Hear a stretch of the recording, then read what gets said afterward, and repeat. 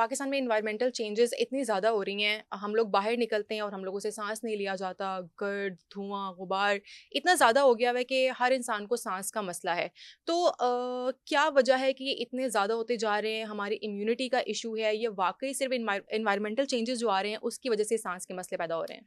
जी, बिस्मिल्लाहिर्रहमानिर्रहीम। बहुत important question है। इसमें 12 ईयर प्रैक्टिस करते हुए और वैसे भी हमें पढ़ते पढ़ाते हुए भी तकरीबन एक दहाई से ऊपर गुजर गया। जो स्पेशलिटी हमारी है, जब हम स्टूडेंट थे तो हमें ये कहा जाता था हुँ, कि ये सीजनल है। ठीक इसमें है। आप मरीज़ देखेंगे, कुछ सीज़न में आते हैं, कुछ सीज़न में ख़त्म हो जाते हैं। लेकिन बिलीव मी, एक तो कोविड एंड आफ्टर दैट हुँ, ये जो स्मोग या ये एनवायरमेंटल इफ़ेक्ट से जो लंग हैं, हुँ, ये हमें थ्रू आउट द ईयर मिलते हैं लाहौर में स्पेसिफिकली। ठीक है। सो एनवायरनमेंट का लंग पे जो इम्पैक्ट आ रहा है, इस पे जितना लिटरेचर पिछले 5 से 7 साल में लिखा गया है, इससे हुँ, पहले इसके मतलब कुछ ज़्यादा इन्फॉर्मेशन नहीं थी।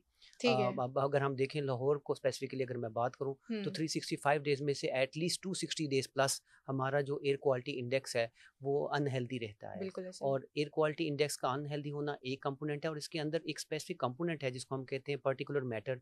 वो हुँ, पार्टिकल साइज़ जिनका डायमाइक्रॉन 2.5 माइक्रोन से कम होता है, साइज़ जो होता है, तो वो पार्टिकल मैटर जो हैं वो डीप पेनिट्रेट करते हैं आपके लंग्स की, हवा की वो थैलियाँ जहाँ से हम सांस लेते हैं, ठीक है। और उनको डैमेज करने के बाद ब्लड में शामिल होने के साथ वो डिफरेंट ऑर्गन पे इफेक्ट करते हैं। सिर्फ लंग इफेक्ट नहीं होता, हार्ट अटैक का बायस बनते हैं, ब्लड हुँ, प्रेशर बढ़ाते हैं।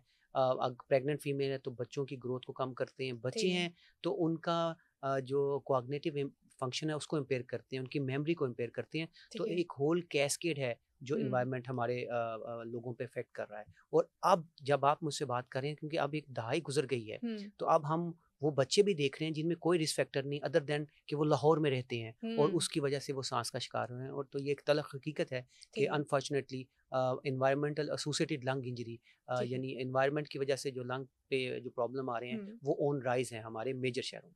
ठीक है। जैसे आपने ज़िक्र किया कोविड-19 के बाद से और आप पायनियर भी रहे हैं और आप हुँ, रिसर्च का पार्ट रहे हैं बहुत सारी हुँ, मेडिकेशंस का और उसका भी।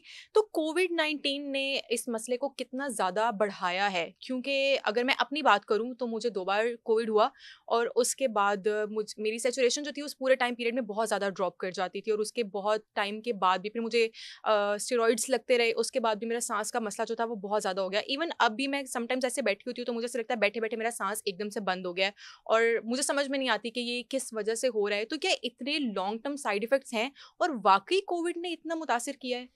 जी, वेरी वेरी इंपॉर्टेंट क्वेश्चन। हुँ, बहुत से लोग हमसे ये सवाल पूछते हैं कि डॉक्टर साहब हुँ, हमें कोविड हो गया। और कोविड अक्सर जो थे, जो 70-80% तो माइल्ड केसेस होते हैं, जो हुँ, लेस देन 5 या 10% केस हैं जो हमारे पास क्रिटिकल फॉर्म में आते हैं, हुँ, और वो हमें उनका ज़्यादा तजुर्बा होता है कि वो ठीक होते हैं और बाद में हमें फॉलो अप में रखते हैं।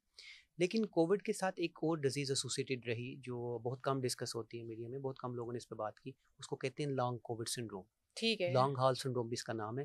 ठीक लॉन्ग है। कोविड सिंड्रोम है कि जब आप कोविड से ठीक भी हो जाते हैं, तो हुँ, काफ़ी अरसे तक इसके कुछ असरात देखेंगे, जिसमें सबसे कॉमन जो चीज़ें देखेंगी उसमें फटीगेबिलिटी की, थकावट का हो जाना, हुँ, और उसके अलावा बाज़-औक़ात ब्रेन फॉगिंग होती है कि आप भूल जाते हैं, आप कोई बात कर रहे हैं और भूल अगले ही जाते लम्हे उसको भूल जाते हैं। हैं। एक साथ। कुछ गुड डेज़ होते हैं, कुछ बैड डेज़ होते हैं। हुँ, इस किस्म की जो चीज़ें हैं, इस किस्म का एलिमेंट चलता रहा।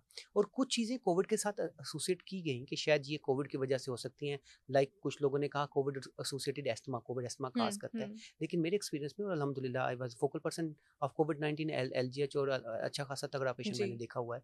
सो मैंने मेरा अपना मानना ये है कि ये यूजुअली हिडन डिजीज़ को अवॉइड करता है। ठीक है। किसी को प्री डायबिटीज़ थी, यानी डायबिटीज़ का अर्ली फेज़ था, हुँ, तो हुँ, कोविड के बाद वो डायबिटिक हो गए। कोई प्री हाइपरटेंसिव थे, तो वो ब्लड प्रेशर का शिकार हो गए। कोई एस्थमेटिक या एलर्जिक थे, तो उनमें मैनिफेस्टेशन ज़्यादा हो गई। ठीक है। सो बिल्कुल लॉन्ग कोविड सिंड्रोम एक नोन एंटिटी है, हुँ, और इससे परेशान होने वाली बात नहीं है। ठीक है। इसका जो ट्रीटमेंट मॉडलिटी भी है, वो सिर्फ रीअश्योरेंस है कि यू आर सफरिंग, आप बेहतर हुँ, हैं, और आपको उस वक़्त जब आप अनईज़ी फ़ील कर रहे हैं, तो you have to just do relax. ठीक और है। उसके बाद वो चीज़ें ऑटोमैटिकली बेहतरी की तरफ होती हैं। अगर आप देखें, अगर आप इस महीने ज़्यादा हैं, तो अगले महीने ये कुछ कम होंगी। सो कुछ अपनी डाइट को बैलेंस रखें, अपनी नींद को अच्छा रखें, और फिज़िकल एक्टिविटी करें, तो यूजुअली ये फ़ेज़ भी आप इससे भी बाहर निकल